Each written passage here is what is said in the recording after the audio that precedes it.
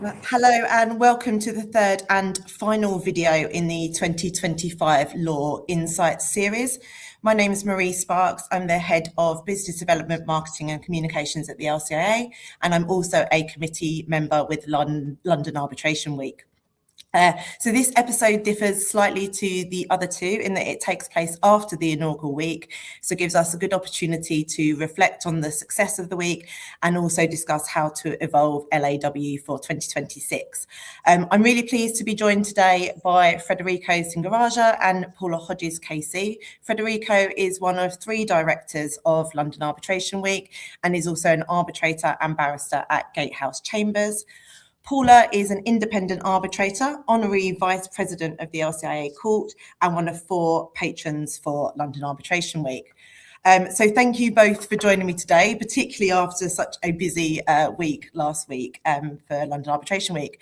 Fred, if you don't mind, I'll start with you. The aim of LAW was to bring together the global international arbitration community for a week of dialogue, collaboration, and innovation. So the big question is, do you think we've achieved this?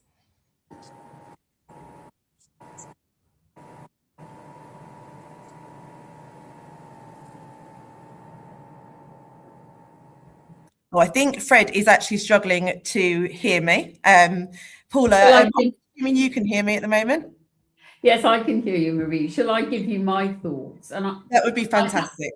I have to say I was absolutely delighted by how it went. We all know that the arbitration calendar around the world is a busy one, but with London being one of, if not the most popular arbitration seat venue, it seemed remiss not to have a week in London that was singularly focused on arbitration.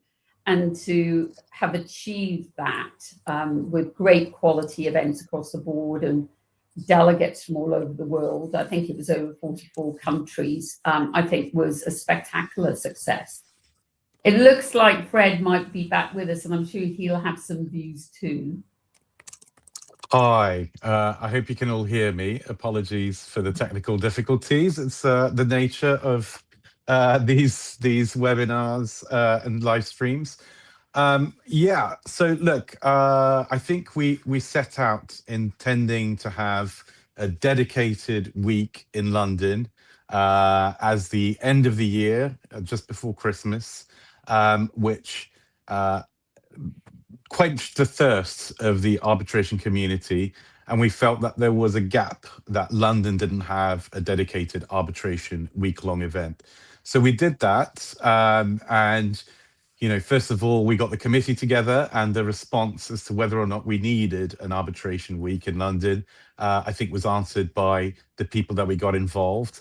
We got our patrons, we got Paula, we got Toby, we got Liz, and we got Sir Bernard all together. And that, again, once again, confirmed that there was support for this. We got a tremendous amount of sponsorship, more than we expected. And so at every stage, I think as we progressed, we felt like, yes, this is something that we really wanted to do, and that the arbitral community, not only in London, but across the world, wanted. And I think, having looked at some of the initial figures that we've been able to have a look at, we ran approximately 90 events. We had 8,500 registrations. We had almost 3,000 people, of which 70 countries were represented.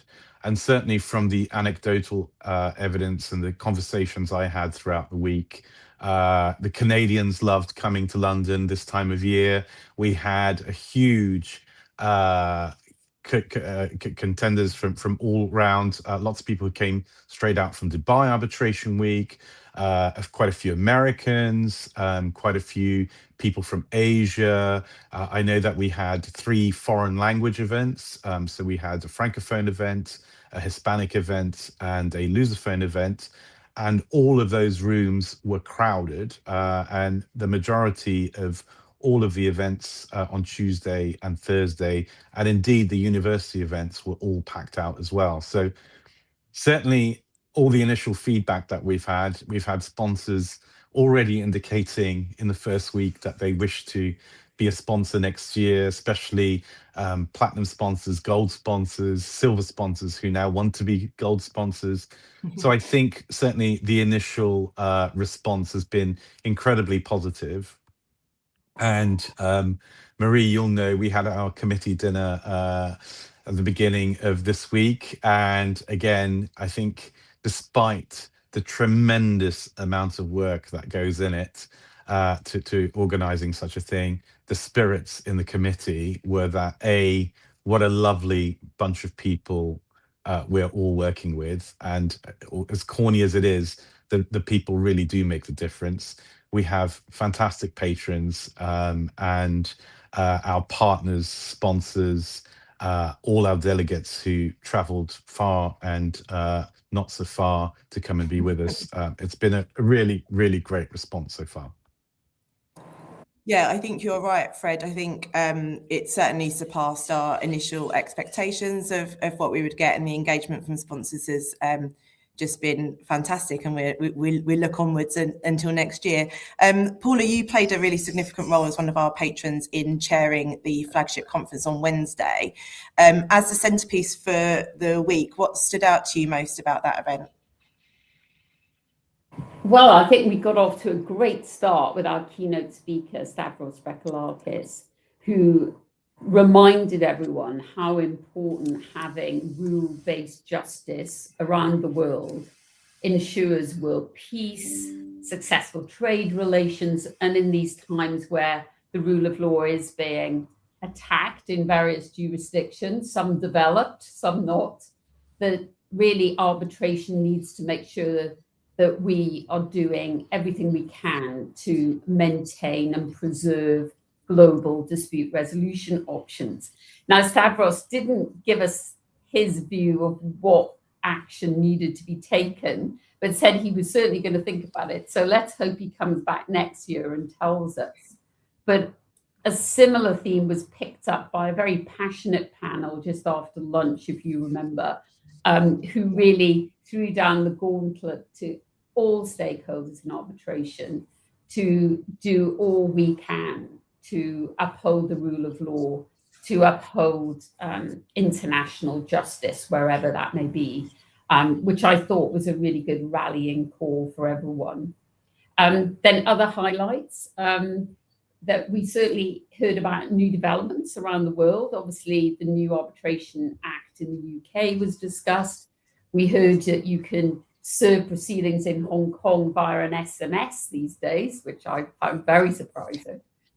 And then also there was news of a report in Singapore about arbitration amendments. And one thing that's under consideration, which I thought was particularly interesting, was that Singapore is thinking of having a default governing law of the Arbitration Act as being the governing law of the contract rather than the seat of the arbitration. So taking a different approach to London. So we all need to watch that space. And then, of course, we had the debate at the end, which was I think I would describe it as an elegant Las Vegas fighting bout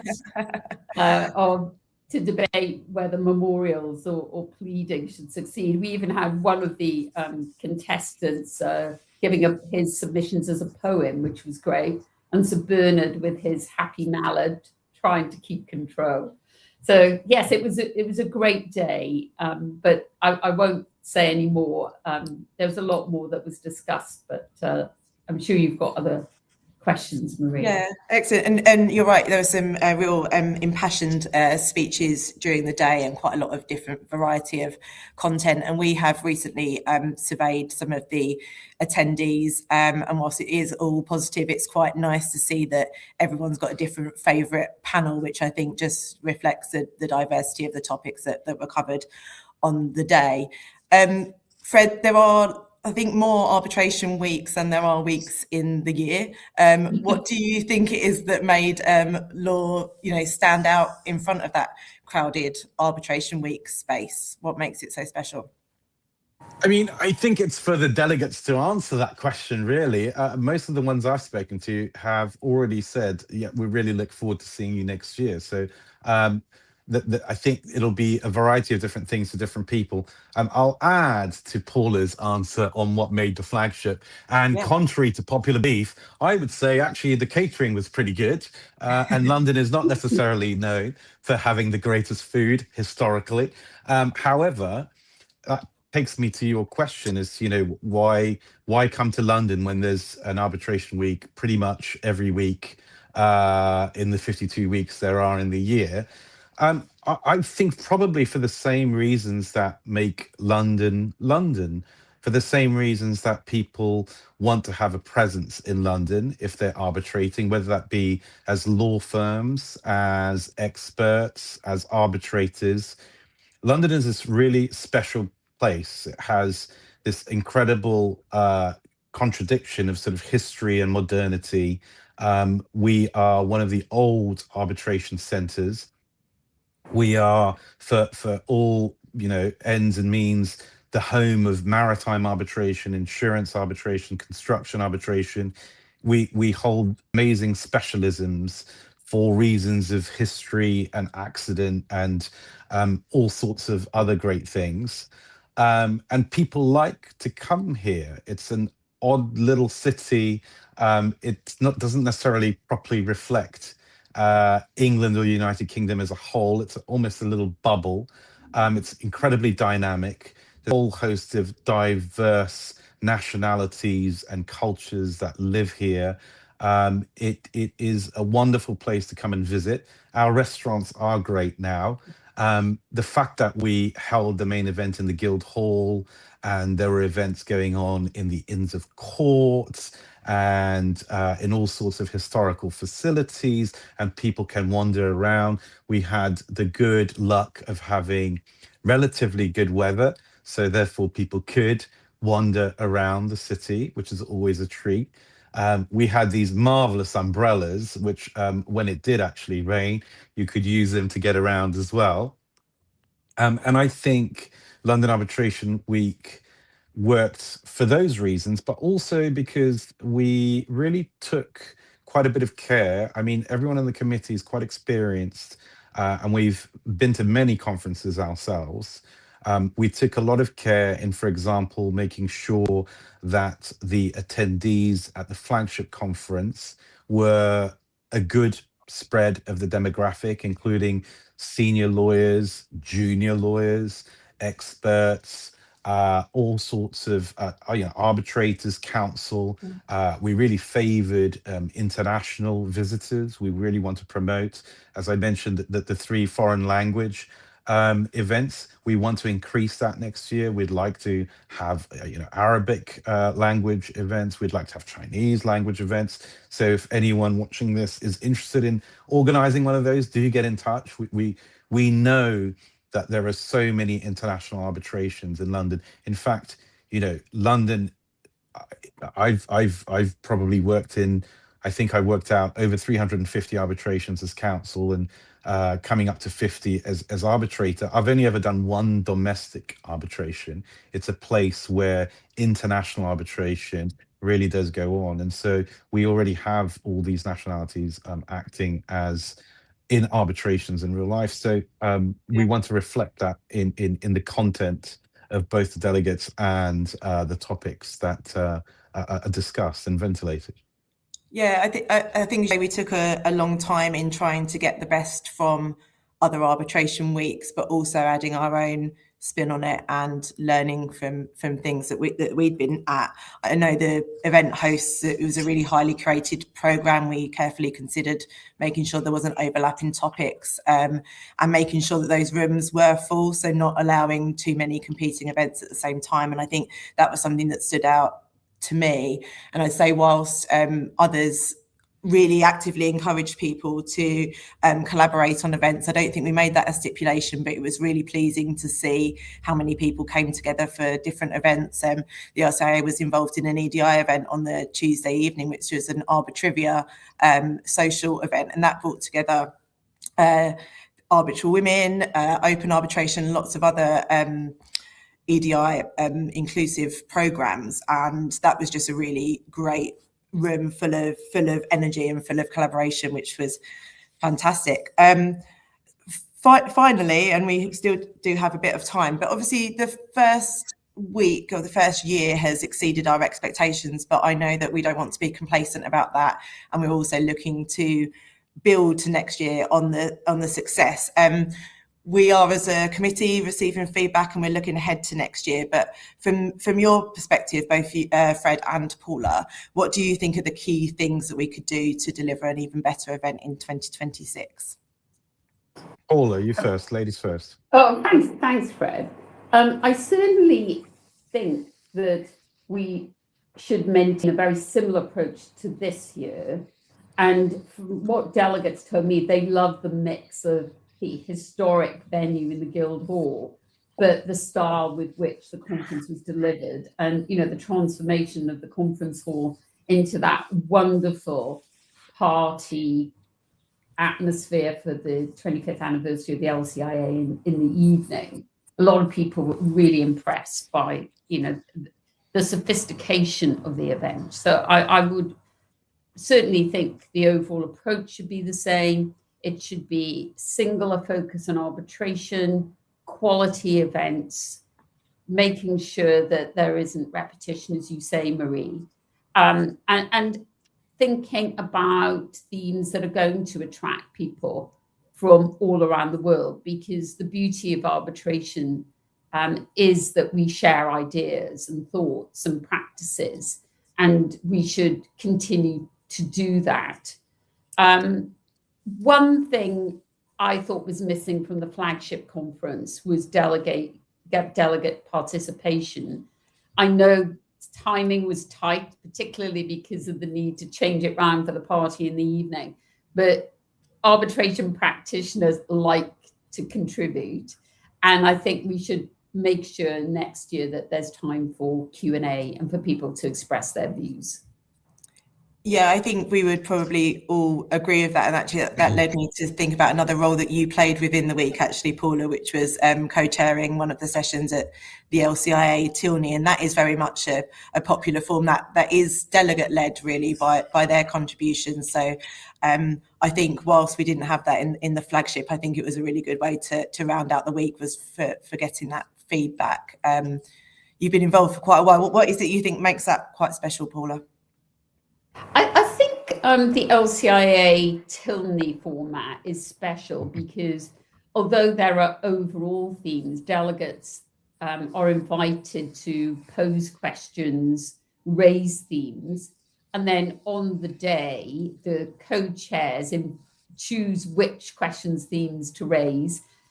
The delegates are then invited to explain their question, and then there's a discussion about the subject. And on last Friday, we had everything from arbitrator selection, disclosure, AI, specific provisions of the LCIA rules, like summary determination, and various other things along the way. And because there were delegates from all over the world, you did have this wonderful cross-fertilization of ideas. It's Chatham House rules, so everyone's in a safe environment. And so you've got younger practitioners, more experienced arbitrators, all talking very openly about their views, their experiences. And certainly, speaking for myself, I've been attending now for the last 30 years. I really valued it as a newbie on the block to learn how to handle things. But even now, people are coming up with new ideas, and I find it all very refreshing and valuable. And I think if we can carry that across to the flagship conference as well next week, obviously not Chatham House rules the whole time, because we want GAR and the press there too. But I think it's important to have that crossfit. Great, thanks. And Fred, your thoughts on next year? Yeah, I mean, I'd be minded to agree with Paula. There's a lot of good stuff there. I would say it's probably about sort of organically growing and incrementally improving things. It seems to me that we've got the basic formula right. There's a lot of things that we did. Some of them were sort of happy accidents. Some of them were intentional. Having the main conference, for example, on the Wednesday was a happy accident of when we could get to the Guildhall, but it seemed to work really well, especially for those who can't be here for the whole week. So they can either come and do the first half or do the second half, but they'd still get the flagship conference. That seemed to work well.